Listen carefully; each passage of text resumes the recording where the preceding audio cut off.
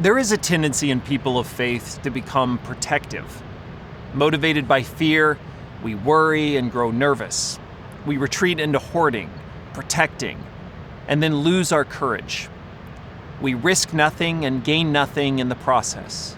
Jesus pushed his disciples to understand what was really at stake and why worship requires generous living.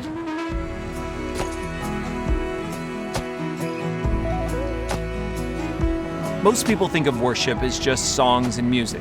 We think worship is something we do in a church service on Sunday mornings. But the Bible calls us to a life of worship. We honor God with our songs and praise, but all of life is an opportunity to show God honor. We worship best when we make it a lifestyle, expressing our gratitude, prioritizing our time with Him, purifying our heart and actions, and generously offering our life as a sacrifice to others. We worship as we honor God with our whole life, for that is ultimately the whole purpose of our creation and our greatest joy, glorifying and honoring God.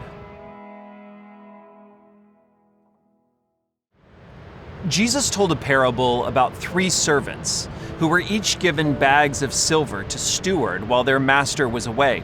The first servant was given 5 bags, the second given 2 bags, and the third just 1 bag of silver. After some time, when the master returned, he asked what each servant had done with the silver left to their care. The first invested all 5 bags and made another 5 bags, now a total of 10. The second had done the same. He invested his 2 bags and returned 2 more. The master commended them, these 2 men, for their faithfulness. The third servant admitted he was afraid of the master. He didn't invest his silver, but buried it in the ground and now returned the same single bag to the master. The master was furious, calling this third servant wicked and lazy.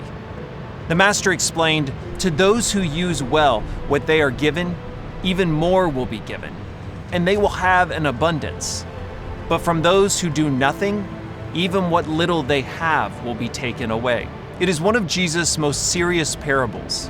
Read it for yourself and you'll see. What had this third servant gotten so wrong? I think he fundamentally misjudged the master. The servant was motivated by fear of his master, fear of failing, fear of not doing the right thing.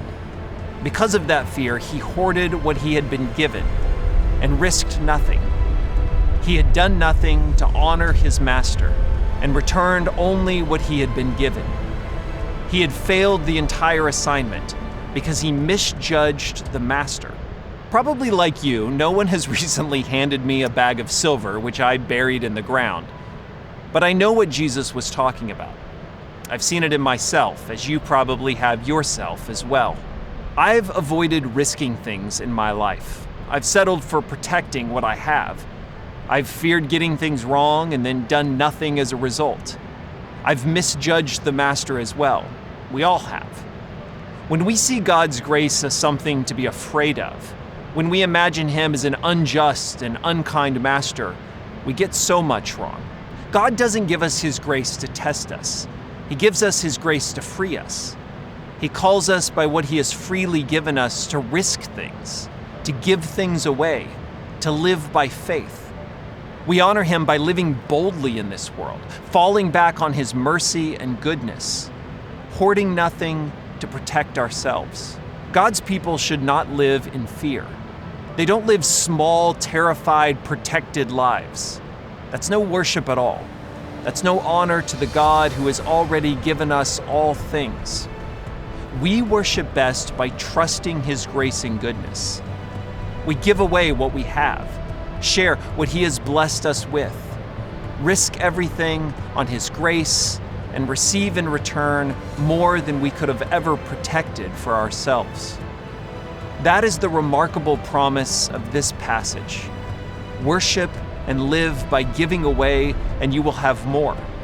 Risk nothing and live safe, and you'll lose the very things you imagined you were protecting. What are you trying to keep? What are you afraid of? What do you fear God will not give you? What is it costing you? How can you worship by living more generously?